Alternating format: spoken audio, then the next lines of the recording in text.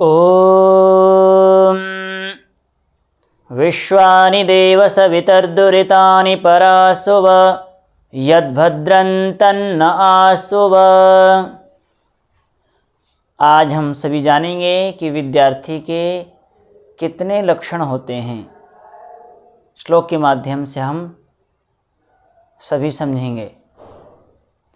काक्षेष्टावको ध्यानं स्वान निद्रा तथैव च अल्पहारी गृहत्यागी विद्यार्थी पंचलक्षणम। काकचेष्टा विद्यार्थी को हमेशा विद्या ग्रहण में कौवे के समान चेष्टा करनी चाहिए। जिस प्रकार से कौवा किसी चीज़ को पाने के लिए ललायित होता है, चेष्टा करता है, इसी प्रकार विद्यार्थी को विद्या ग्रहण करने के लिए तत्पर रहना चाहिए। झटापट कहीं से विद्या का ग्रहण कर लेना चाहिए, अर्थात अच्छी बातों को कहीं से भी सीख लेना चाहिए। वको ध्यानम, बगुले जैसा ध्यान उस विद्यार्थी का होना चाहिए, लगन होनी चाहिए। जिस प्रकार से बगुला शिकार करने के लिए जाता है, वो एक पैर में अपने पानी पर ही खड़ा रहता है, ऐसा लगता है कि जैसे वो ध्यान मग्न है, ध्यान कर रहा है। जिस प्रकार से मछली को देखता है, जैसे ही मछली को देखता है वो झट अपनी मछली को वो ग्रहण कर लेता है। इसी प्रकार विद्यार्थी को बगुला जैसा ध्यान करना चाहिए, अर्थात विद्या कहीं से भी मिले झटाक से उसे ग्रहण कर लेना चाहिए, फटाफट ग्रहण कर लेना चाहिए। बको ध्यानम श्वान निद्रा तथैव च, अर्थात विद्यार्थी की निद्रा कुत्ते के समान होनी चाहिए। जिस प्रकार से कुत्ता थोड़ा सा ही आवाज़ से, थोड़े से इशारे से ही कुत्ता अपना जग जाता है, तो ऐसे विद्यार्थी की निद्रा होनी चाहिए।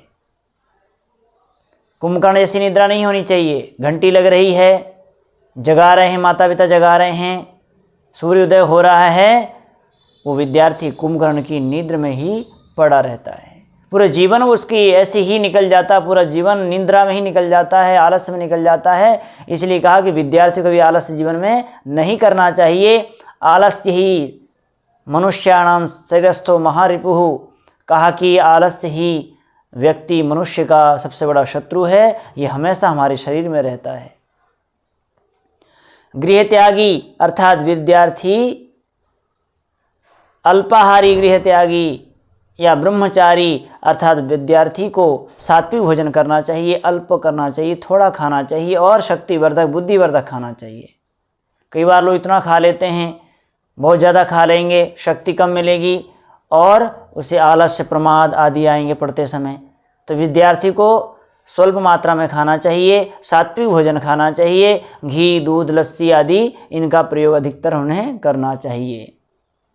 गृह त्यागी घर का त्याग करने वाला, मोह में फंसा ना होने वाला, अर्थात जो विद्यार्थी पढ़ने गया, कॉलेज में गया और वहाँ पढ़ रहा है, यदि उसके मन बार बार घर की बात आती है, घर की याद आती है, मोह फंसा है कि मुझे माँ बाप पिता आदि आदि की याद आती है, मित्रों की याद आती है, तो विद्यार्थी कभी नहीं पढ़ पाता है। अर्थात विद्यार्थी गृह त्यागी होना चाहिए, घर को छोड़ के रहने वाला होना चाहिए, तब विद्यार्थी विद्या ग्रहण को ठीक प्रकार से कर पाता है। और उसी के साथ ब्रह्मचारी होना चाहिए। यदि ब्रह्मचारी नहीं है तो किसी प्रकार से विद्या ग्रहण कभी भी नहीं कर सकता, अर्थात ब्रह्मचर्य का पालन करने वाला होना चाहिए। यत्नपूर्वक पुरुषार्थ पूर्वक अपने जीवन को अच्छे मार्ग लगाने वाला होना चाहिए। वेद अध्ययन में, ईश्वर ध्यान में, स्वाध्याय में, वेद आदि पढ़ने में जो विद्यार्थी लगा रहता है वही विद्यार्थी कामयाब हो पाता है। तो मैंने आप सभी को विद्यार्थी के पंच लक्षण थोड़े रूप में बताया। सभी का पुनः धन्यवाद। इति ओम शम।